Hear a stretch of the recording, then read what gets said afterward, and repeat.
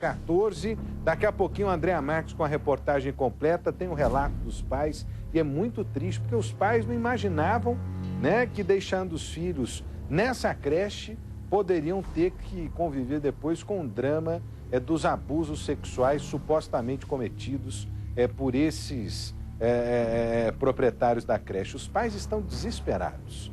Estão desesperados. Daqui a pouquinho o Brasil Urgente vai trazer mais detalhes aqui na tela da Band, agradecendo demais o seu carinho, também a sua confiança, a sua audiência, mais do que importante pra gente. Estou esperando a sua participação no Facebook, acesse lá, facebook.com/rodrigo.salomão.790. Você pode participar também pelo Twitter, no @RodrigoSalomão, @RodrigoSalomão no Twitter. Você manda a sua mensagem pra gente. Eu estou aguardando aqui na tela da Band. Como é que está o tempo em Campinas, hein, Ney? Dá para mostrar o céu da cidade? Deixa eu ver o tempo em Campinas nessa tarde, porque é o seguinte, meu camarada, uma tarde muito quente, muito quente. Acho que nós temos algo em torno de 32 graus de temperatura, não é isso? É algo por aí, viu? 32, 33 graus de temperatura.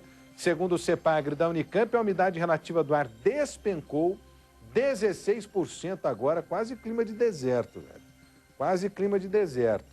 E tá aí, o céu completamente azul, sem perspectiva de chuva. Ontem eu disse, deve permanecer dessa maneira. Pelo menos pelos próximos 10 dias, não há previsão de chuva. Não há previsão de chuva, pelo menos pelos próximos 10 dias, segundo o CEPAGRE da Unicamp. Você vê aí o céu claro, o sol brilhando forte, muito calor, muita gente usando água. E a água, ó, tá acabando. A água está indo embora, meu camarada. E aí, como é que fica essa situação, hein? Situação do sistema Cantareira que está a cada dia pior. O nível caiu para 5% nessa quarta-feira. O mais crítico da história. O Ministério Público se reuniu para lançar medidas, né? E cobrar das autoridades essas ações para que o problema da seca seja minimizado. Né? E não é só isso. O setor produtivo também está preocupado. Está preocupado porque se faltar água... Pode faltar água para produzir alimento, para produzir, né, os bens de consumo que a indústria bota no mercado. Se não tiver indústria produzindo, não tem emprego, pode gerar desemprego. Então é uma cadeia de problemas que a falta d'água pode gerar. Nós temos aí a reportagem da Eliette Zanotti, não é isso? Deixa eu ver a reportagem, vem comigo aqui, ó. Olho na notícia. Com 70% a menos de chuva do desejável para o período, a situação continua grave. E se as condições climáticas permanecerem assim, há risco de desabastecimento para 2015. A situação é grave e nós precisamos continuar economizando água, porque senão vai faltar. E quanto mais a gente economiza hoje, é menos período de desabastecimento que poderíamos passar amanhã. Por isso, a Agência Nacional de Águas propôs aos setores agrícola, saneamento e industrial o uso intercalado. Os segmentos não aceitaram e cada um deve apresentar uma contraproposta até o dia 13 de outubro. O CIESP já formulou o documento. Algumas coisas têm que ser corrigidas. Por exemplo, o sistema de telemetria do que mede a vazão dos rios tem que ser melhorado para que a gente possa saber qual seja o ponto crítico onde começa o contingenciamento. Nós pedimos também que haja uma fiscalização maior na calha do rio. Não existe hoje nenhuma regra, nenhuma imposição, nenhum decreto sobre esse assunto. O que a ANA apresentou, uma ação preventiva. Se ocorrerem chuvas nesse período e essas chuvas forem significativas, de repente esse plano pode ser adiado. Outra discussão é o plano de contingência da Sabesp. A Companhia de Saneamento Básico do Estado de São Paulo chegou a encaminhar uma proposta, mas a retirou para reformular e não devolveu. A empresa também quer autorização da Agência Nacional para a captação integral da segunda cota do volume morto do sistema Cantareira. Essa retirada das represas de Jacareí, Atibainha e Jaguari deve reduzir ainda mais o nível. A ação prejudicaria 5 milhões de pessoas das cidades que compõem a bacia dos rios Piracicaba, Capivari e Jundiaí. Situação que fez os Ministérios Públicos Federal e Estadual ingressarem com ação civil pública pedindo que a Sabesp seja impedida de utilizar a cota e apresente planos efetivos de contingência que garantam o fornecimento de água para a bacia do PCJ e região metropolitana de São Paulo. Para esse especialista, a ação seria uma forma de diminuir os impactos da crise hídrica. Estão sendo um pouco conservadores, né, de preservar o máximo possível esse volume para caso as chuvas venham abaixo da média, a gente ainda ter um volume para ser utilizado ano que vem.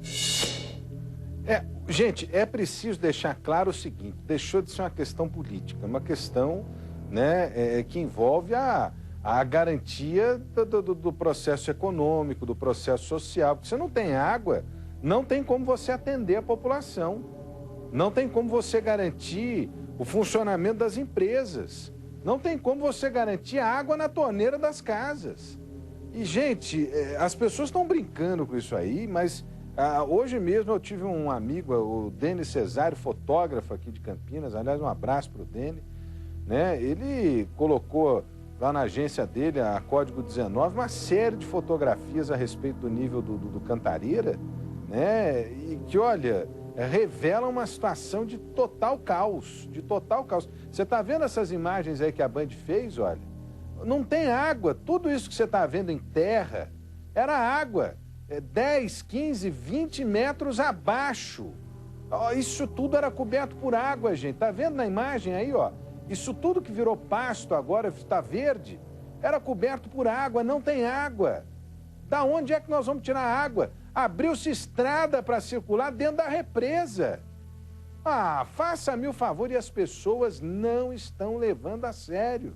Não estão levando a sério. Quando eu digo as pessoas aqui, eu não digo o cidadão comum que tem economizado água dentro de casa. Aliás, os próprios índices, né, apontados pelas autoridades indicam que o cidadão tem contribuído no combate à falta d'água.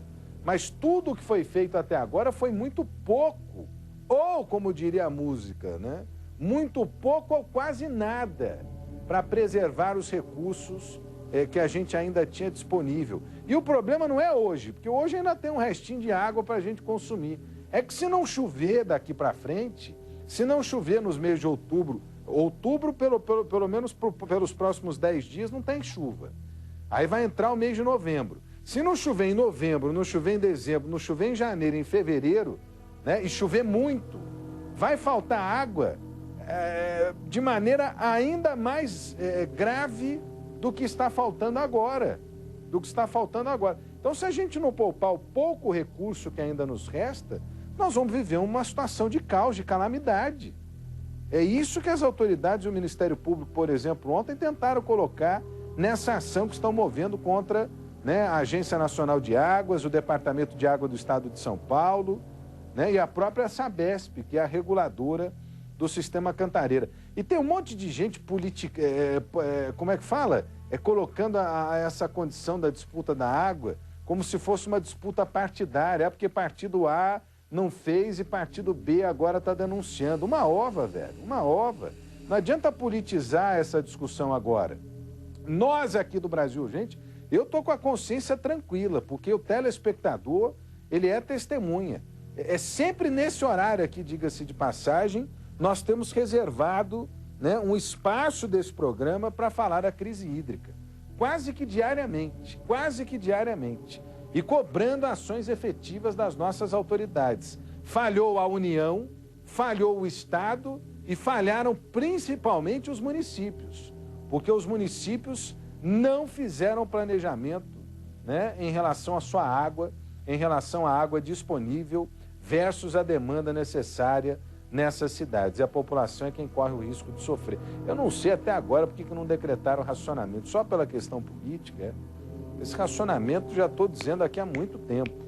Se ele não vier, gente, vai acabar com um pouco da água que ainda nos resta para garantir o período de estiagem do ano que vem. Não sou eu que estou dizendo, não. Quem está dizendo são as próprias autoridades, os próprios pesquisadores do assunto. Eu só estou reportando aqui como jornalista. Vem comigo aqui, olha. Em Campinas, moradores de um condomínio da Coab, no Jardim Bassoli, reclamam que desde 2012 enfrentam problemas de estrutura nos apartamentos. E agora eles foram surpreendidos, sabe por quê? A prefeitura passou por lá e multou os moradores, multou o condomínio porque não tem alvará, não tem vistoria do Corpo de Bombeiros. Ora bolas, é uma população de baixa renda, né, que foi retirada das suas casas em área de risco, levada para o condomínio, sem estrutura nenhuma. A organização não funciona. Os apartamentos têm problemas de construção, problemas que as construtoras estão deixando para trás. E vão sacrificar o coitado do morador, é isso que eu estou entendendo? Deixa eu ver a reportagem da Lucimere Ramalho. Olho na notícia. As famílias que foram retiradas de áreas de risco de Campinas vieram para os condomínios em novembro de 2012. De acordo com os moradores, desde então os problemas na estrutura dos prédios são constantes.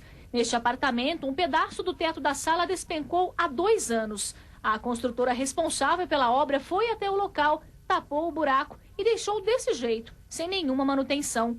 Neste outro, o cano do banheiro começou a vazar. Há 2 semanas, técnicos estiveram no local, quebraram o gesso e deixaram assim. Estou tendo que usar o banheiro com vazamento. Os moradores reclamam ainda da ligação dos botijões de gás. Eles ficam nesta parte externa do condomínio e o gás é levado até o apartamento por meio dos canos e, de acordo com as famílias, estão furados. As tampas de muitos bueiros estão soltas, o que representa um perigo para adultos e principalmente para as crianças que vivem no local. Fiação exposta também é um problema, que pode ser visto em várias partes dos prédios. Não temos uma saída de emergência, a porta é 76 centímetros, quer dizer, se pegar fogo embaixo, quem descer de cima morre sufocado da fumaça. Outra situação tem tirado o sono das famílias.